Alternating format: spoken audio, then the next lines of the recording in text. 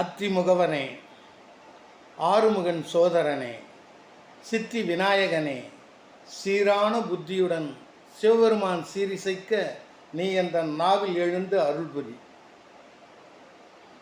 காலை பிடித்து கொண்டேன் ஐயனே, உன் காலை பிடித்து கொண்டேன். முருகா, கலியுக வரதா, உன் வேலை துணை கொண்டேன். முருகா, வேறு கதியில்லேன். திருச்சிற்றம்பலம். இன்றைய தினம் ஆடிப்பூரம். திருமணமான புதுமண தம்பதிகள் தாலி பாக்கியத்திற்காக அவர்கள் இதை கொண்டாடுகிறார்கள். கணவனின் நலன் மட்டுமே தன் உயிர் மூச்சு என ஒரு மனைவி எண்ணுவதே உண்மையான சுமங்கலித்துவம். இதை உணர்த்துவதற்காக ஒரு சிறு புராண கதை. தெய்வம் தொழால் கொழுநன்றொழுதெழுவாள், பெய்யென பெய்யும் மழை.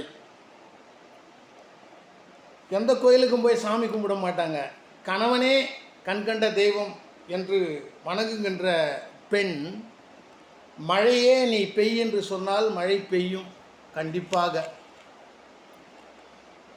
பெண் குலம் தழைக்க வந்த பெருமாட்டி நலாயினி.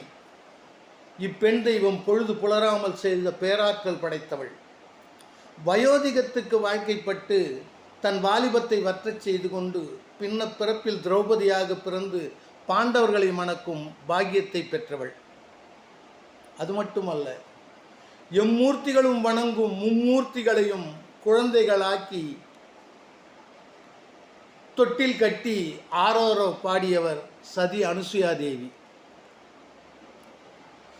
தான் மணந்து கொள்ளும் கணவன் ஓராண்டில் இறந்து விடுவான் என்று தெரிந்தும் அவனையே திருமணம் செய்து கொண்டு யமனிடம் போராடி தன் கணவனின் உயிரை மீட்டு வந்தவள் சத்தியம் சாவத்திரி.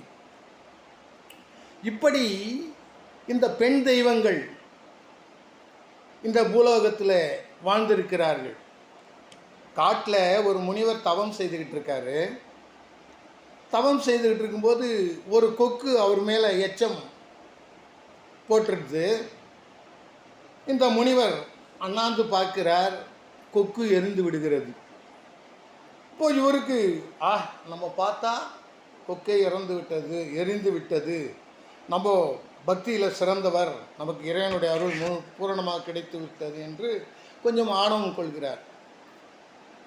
சற்று நேரம் கழித்து பசி வயிற்றை கிள்ளுகிறது, பசி எடுக்கிறது. ஊருக்குள்ளே ஒட்டி வருகிறார். வந்து ஒரு வீட்டின் முன் நின்று பவதி பிச்சாந்தேகி என்று நிற்கிறார். அந்த அம்மையார் கணவருக்கு பணிவிடை செய்து கொண்டிருக்கிறார்கள். சற்று பொருங்கள் ஐயா, வருகிறேன் என்று கூறிவிட்டு தன் கணவனுக்கு பணிவிடை செய்து கொண்டு இருக்கிறார். கொஞ்சம் தாமதமாகிறது.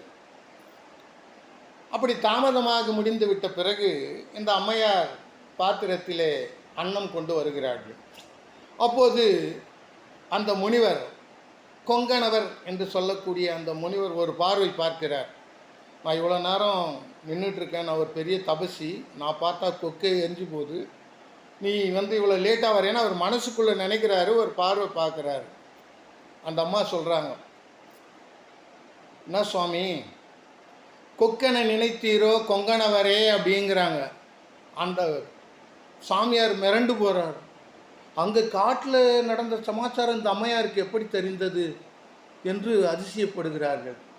அப்படி கணவனே கண்கண்ட தெய்வம் என்று வாழ்பவர்களுக்கு எல்லா விதமான சக்திகளும் கிடைக்கும். அவர்கள் மட்டும் சூரியன் வரவிடாமல் செய்துவிட முடியும் என்பதில்லை, உங்களாலும் முடியும்.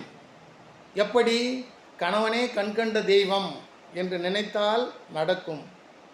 இன்றைய பெண்கள் உங்களிடம் அன்புடன் மகிழ்வித்து மகிழும் உங்கள் ஈசன் மகன். நன்றி, வணக்கம்.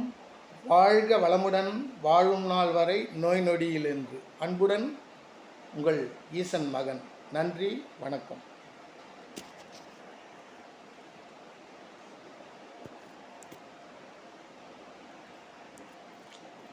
அடாச்சி எதுவுமே வேலை செய்யலையா? சுத்தம்.